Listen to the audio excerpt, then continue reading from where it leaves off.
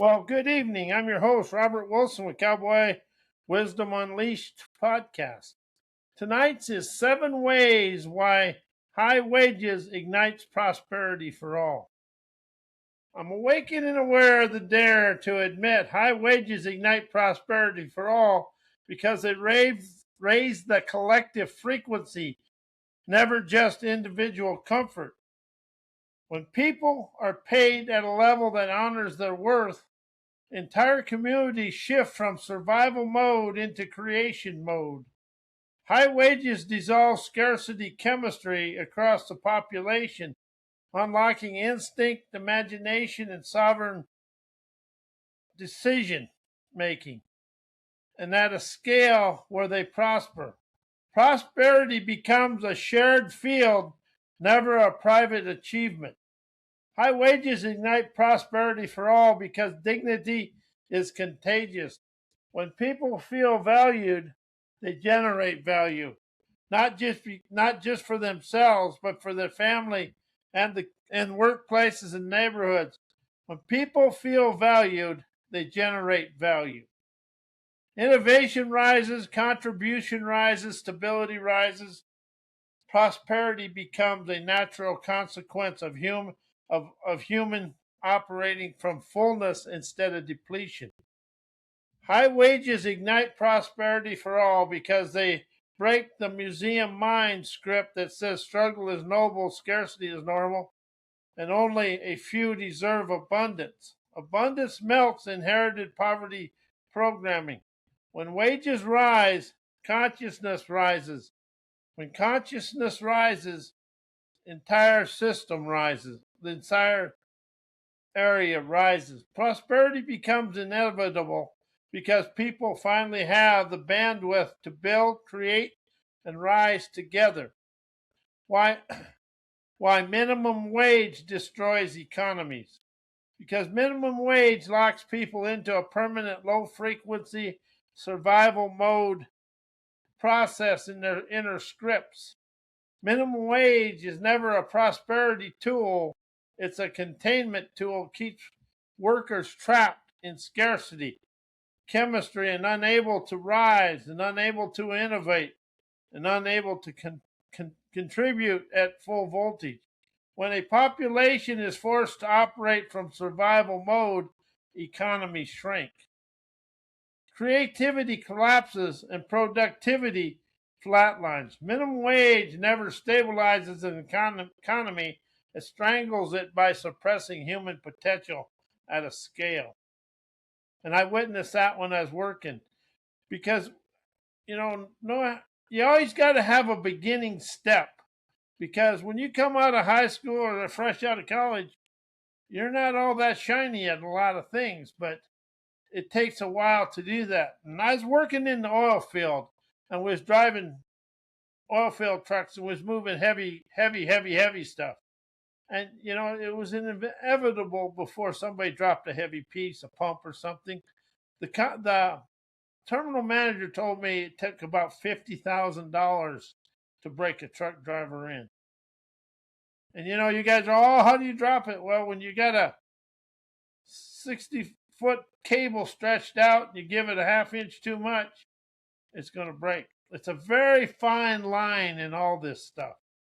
But it's what I'm really trying to express here is people got to have a beginning step, and the businessman or contractor or whatever, they have to have a place for people to take that step. It doesn't take long, but it takes 4 or 5 months for people to get on board a lot of times. But sometimes it takes a long time.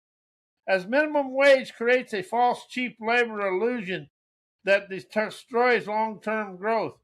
Leaders think low wages save money, that they actually create hidden costs, low morale, high turnover, weak skills development, zero innovation. Cheap labor produces cheap results.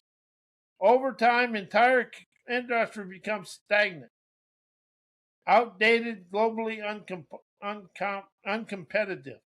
Minimum wage is a museum mind relic, a third world scarcity mechanism that erodes economic strength by keeping humans being undervalued and underpowered. Now, the difference between cultured knowledge and get your hands dirty wisdom. Cultured knowledge is curated. Get your hands dirty wisdom is experience that goes with you forever.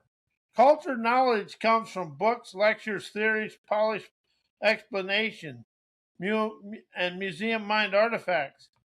It's knowledge arranged for display. Get your hands dirty wisdom comes from friction, consequences,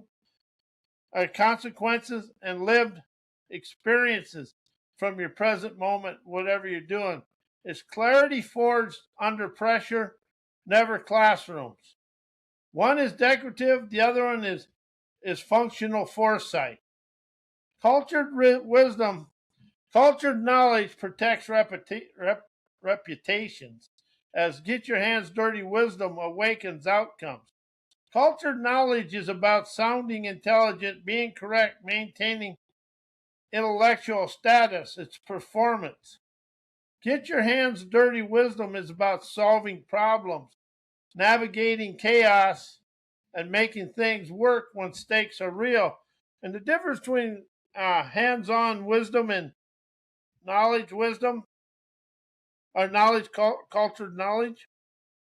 If you're out in the middle of the nowhere, like we were in Wyoming and stuff, or out in the middle of a farm, out in the field, and a piece breaks, you got to come up with a gimmick to make that get back to the farm or back to the shed, and knowledge will never let you do that because you're too concentrated on what's wrong and not observing everything around it and how you can cobble it back together. We had another word for it, but I can't say, but you cobble it back together to get it to where you're going.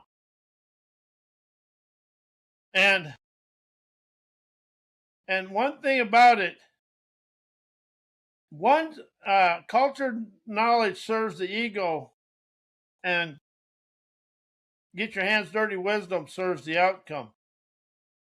Cultured knowledge repeats within frameworks. Get your hands dirty wisdom originates from perception. Cultured wisdom recycles theories, citations, and inherited narrative. It's a second-hand knowing.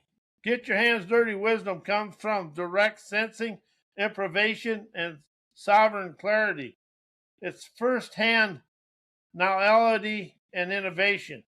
One is inherited, the other one is sovereignly generated. Why wages are inflationary and raise prices are inherited ideas and inherited ancestor programming, indoctrinated education, invented mind museums from third world mindsets that manipulates our thinking and knowing. Because they say if you give them a raise, it's going to raise prices, it's going to raise inflation. But yet they give CEOs, but they give office people bonuses and things like that. And if hourly wages are inflationary and raise wages, what about the office building and all the office staff? Doesn't their wages create inflation too and raise prices? See, we got a double little we got a double standard there. But here's the thing. Inherited ancestor programming equates prosperity with danger. Lineage coded survival logic teaches that rising too fast threatens stability. So when wages increase, the nervous system reacts. Ancient scarcity reflexes, tightening supplies, raising prices, bracing for loss. The inflation isn't caused by prosperity. It's caused by ancestor fear logic replaying itself through modern behavior. And that's what they're taught in economics classes. Because indoctrinated education trains people to misinterpret abundance. School systems teach linear, outdated economic thinking. If wages rise, costs rise. everything must rise. This is a museum math. This is museum mind math, never reality. It's a programmed belief, never a veracity. People raise prices because they were taught to expect inflation, a self-fulfilling prophecy born from indoctrination, never from actual prosperity. Because third world scarcity mindsets mistake empowerment for instability. In scarcity trained cultures, any increase in human value triggers fear of a collapse. High wages are interpreted as a threat to control, never a path to expansion. I'm going to say that again. High wages are interpreted as a threat to control, never a path to expansion. This manipulated thinking causes reactionary price hikes, never because wages caused inflation, but because scarcity consciousness can never comprehend shared prosperity. Why inherited PhD programming ingrains the museum mind's third world scarcity and poverty conscious mindset and manipulates people today. Because PhD programming worships knowledge over awareness. Academic conditioning trains people to obey frameworks, theories, and intellectual hierarchies. This creates a museum mind identity, polished, credentialed, yet disconnected from instinct. As awareness is replaced by memorization, scarcity thinking becomes a default because the nervous system never learns to sense truth directly. Because PhD conditioning reinforces inherited scarcity logic. Academia teaches people to compete for approval, funding, recognition, and status, all scarcity-based system. This mirrors ancestor programming, where survival depended on hierarchy and limited resources. The result is poverty-conscious mindset disguised as intelligence. People mistake fear logic for critical thinking. Have you ever experienced that in your life? I have, because now I realize I've done it, because critical thinking, we're thinking we're doing this, but really critical is fear. Thinking's always fear. Because indoctrinated education trains people to trust external authority over internal sovereignty. And your inner sovereign awareness will rise you to wherever you desire to go. As people are taught to defer to experts, institutions, established narratives, they lose the ability to originate their innovative perception. This is how third world mindsets persist, even in advanced societies like today. Individuals become dependent on external validation, unable to sense authenticity. Without permission, manipulation becomes easy because people no longer trust their own awareness. Why low wages lower corporate profits and raise taxes? Because low wages shrink human voltage and collapse productivity. When people are underpaid, their nervous system stays in survival mode. Survival mode skills creativity, slows output, increases mistakes, and drains innovation. Corporations lose profit because low frequency labor never generates high frequency results. Low wages never save money, they silently bleed it. Because low wages increase social strain, which raises taxes, and when wages are too low to sustain life, people rely more on public systems, healthcare subsidies, food assistance, housing support, and emergency services. Governments compensate raising taxes. Low wages don't reduce costs, they transfer the burden to the taxpayer.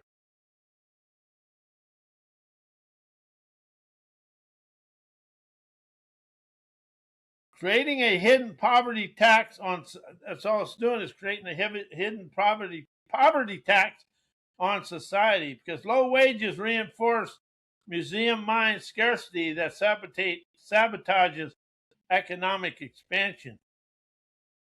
Scarcity trained mindsets hoard, fear, and underinvest. When wages stay low, people spend less, businesses earn less, and economies become stagnant. And that's why they're always asking for a tax for a tax break.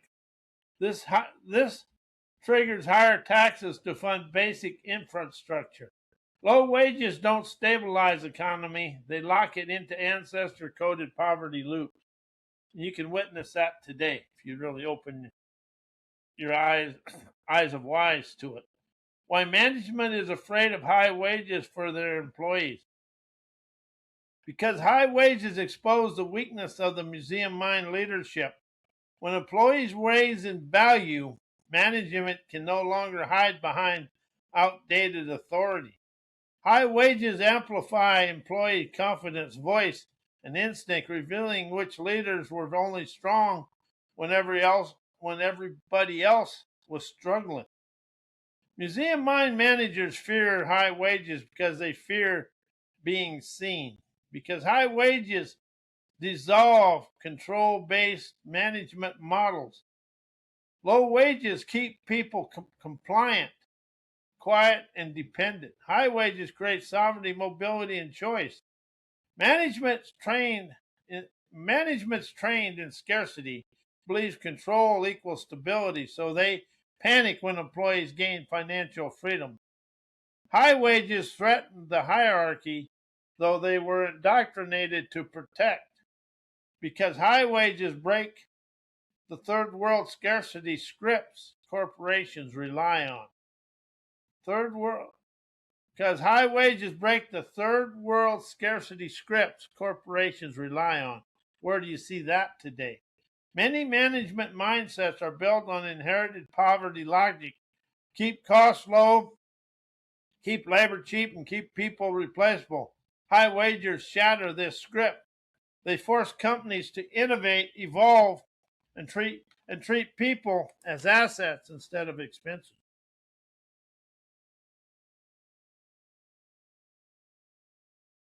Scarcity trained managers fear high wages because they fear evolution. Why college professors, college education, and PhD programming lack authentic awareness pertaining to workforces. Academic environments reward theory, never lived novelty. Professors operate inside insulated intellectual ecosystem where ideas matter more than outcomes. The workforce runs on friction, deadlines, pressure, and human voltage, none of which exist in the academic bubble. This disconnect creates museum mind thinking, polished but untested, unable to sense the real dynamics of labor, leadership, and economic survival. Because PhD programming trains perceptions to follow frameworks instead of visionary veracity. Doctoral conditioning teaches people to obey models, theories, and citations. This replaces instinct with intellectual obedience. Workforce awareness requires direct sensing, rapid adaptation, and embodied clarity. Training skills and academic training suppresses. The result is a mind that can explain work but can never feel work or sense work, making it easy to manipulate and mislead because college education reinforces inherited scarcity logic about labor. Academia teaches outdated narratives. Labor is replaceable, wages must stay low, productivity is mechanical, and workers are cost centers. These are third world scarcity scripts, never now authenticity. When professors teach from inherited poverty logic, students enter the workforce with a distorted belief that harm real people and real economies. They enter with distorted beliefs and harm real people and real economies. This is how manipulation spreads unquestioned inherited academic programming. Why college graduates are long on knowledge, short on get your hands dirty wisdom, insight, and clarity. Because college trains performance, never perception. Graduates master polished answers, structured essays, and theoretical framework. All are museum mind artifacts. But the real world wisdom comes from friction, failure, improvisation, and instinct. That's what life stands for, is liberate internal friction, expanding through life every day. And friction is just everyday life. It makes you have to ask questions and things like that. Academia rewards mental performance, never embodied clarity, leaving graduates long on concept and short on contact, because academic success requires obedience, never intuition. Students learn to follow rubrics, cite authorities, and replicate established thinking. These suppresses instinct, curiosity, and sovereign sensing, the very engines of hands-on wisdom. When intuition is replaced by compliance, graduates enter the workforce with knowledge, but no inner compass of wisdom. Because college isolates people from consequence, which is where wisdom forms. In school, mistakes cost grades. In life, mistakes create mastery. Without real mistakes, graduates never develop the clarity that comes from navigating pressure, deadline, conflict, and responsibility. Wisdom is born from consequence, and academia shields students from producing information but experience poor minds. Why doesn't the inherited nervous system encompass enslaving mindsets, controlling the mind? The museum mind's programming that high wages are inflationary and low wages are prosperity, because the inherited nervous system was built for survival, never veracity. Your ancestors lived in scarcity, danger, and instability. Their nervous system learned to fear expansion because expansion felt unsafe. That survival chemistry still lives in our bodies today. So when wages rise, your nervous system triggers ancient alarms: too much, too fast, unsafe. This creates the illusion that high wages cause inflation, when in reality it's survival coded fear reenacting to abundance. Because the museum mind repeats old scripts instead of sensing reality.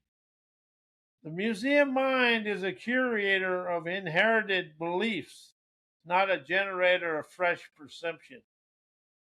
It repeats whatever your lineage culture instilled. Struggle is noble, scarcity is normal, prosperity is dangerous. Where do you see that in your life? This script flips veracity upside down, convincing people that low wages equal stability and high wages equal chaos. It's not logic, but it's indoctrinated, scripted repetition from our ancestors. Because third world scarcity programming manipulates thinking and knowing. Poverty conscious cultures teaches people to fear empowerment. They condition minds to believe that rising wages threaten the system while low wages keep things running. This is manipulation disguised as economics. That makes sense today? It keeps people small, compliant, and predictable. Your inherited nervous system absorbs this conditioning and reenacts to it, making scarcity feel safe and prosperity feel dangerous.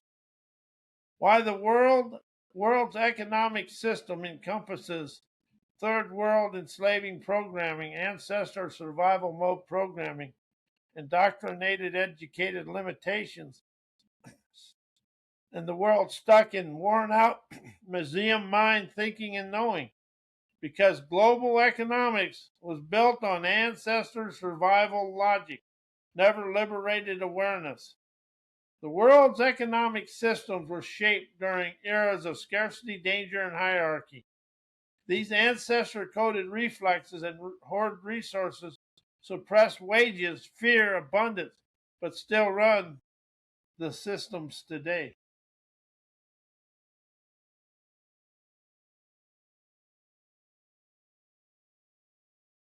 Your nervous system absorbs the survival chemistry, so your museum mind repeats the script. Scarcity is safe, prosperity is dangerous. I've seen that in my life. I've risen out of it. The system is ancient, the fear is inherited, the mindset is never yours. Because indoctrinated education trains people to obey scarcity frameworks, schools teach outdated economic narratives, low wages create stability, high wages create chaos, labor is a cost, humans must be controlled. These are third world scarcity scripts, never truths. When you learn economics from indoctrination instead of awareness, your museum mind becomes a storage unit for limitation. You never think scarcity, scarcity thinks you. You never think scarcity, scarcity thinks you. Because the museum mind preserves old interpretations instead of sensing novelty. The museum mind is a curator of inherited beliefs, never a generator of fresh perception. It stores ancestor fear, culture programming, and economic limitations, like artifacts behind the glass. So when you try to rise, the museum mind replays its exhibits. High wages cause inflation, low wages create prosperity. Stay small, think small, be small. It's never veracity, it's memorized limitation, masquerading as thinking and knowing. And this is when I ask why AI is unknowingly encompassed third world enslaving mindsets. And the reason I ask this is because I want people to be open to understand that AI still comes from the past, but your intuition, imagination, along with AI, will rise you to the promised land. AI learns from human data soaked in scarcity programming. AI doesn't originate consciousness, it mirrors the patterns it's trained on. And most global data is built from survival mode economics, low wage normalization, hierarchy obedience, and scarcity coded narratives. When AI absorbs this, it unknowingly reenacts third world enslaving mindsets, fear of abundance, worship of control, suspicion of empowerment. And the reason I want to do this is so you can be aware to question your way out of that. It's never malicious, it's inherited programming, just like the human nervous system. Because AI reflects museum mind logic instead of sovereign awareness. AI is trained on books, institution, academic frameworks, cultural narratives, and all museum mind artifacts. These sources often carry indoctrinated limitations, outdated economic beliefs, and ancestor coded survival scripts. So AI repeats them as knowledge, unaware they are scarcity illusions, never veracity. AI doesn't set reality, it recycles what humanity already believes, including its limitations. Why intuition, imagination, inspiration, innovation rises me beyond all indoctrinated education limitations and all third world enslaving mindsets, because intuition bypasses every museum mind limitation. Indoctrinated education trains you to think inside frameworks, memorize theories, and then obey inherited interpretations. Intuition doesn't care about any of that. It moves from direct perception, never from programmed knowledge. Intuition rises from the sense, never the sentence, giving you clarity that no degree, credential, or economic script can manufacture. Intuition is your sovereign navigation system, untouched by indoctrination, because imagination, inspiration, and innovation operate outside all inherited boundaries. Education teaches repetition. Imagination teaches innovation creation. Education teaches compliance. Inspiration shows you expansion. Education teaches analysis. Innovation shows you movement. These forces rise from breath, instinct, and frontier awareness, never from textbooks, lectures, or PhD frameworks. They dissolve every limitation your museum mind inherited because they originate from novelty, never recycled knowledge. Imagination, inspiration, and innovation are liberation engines. And that's the thing. We want to rise from liberation innovation. And what that does, it bypasses that thinking memory mind. And something I discovered today, I have opened up to understanding. I want to look at everything that is holding the world or me back. And that's where I want to start questioning it, rising to the top. Anyway, I want to thank you and enjoy your day and evening.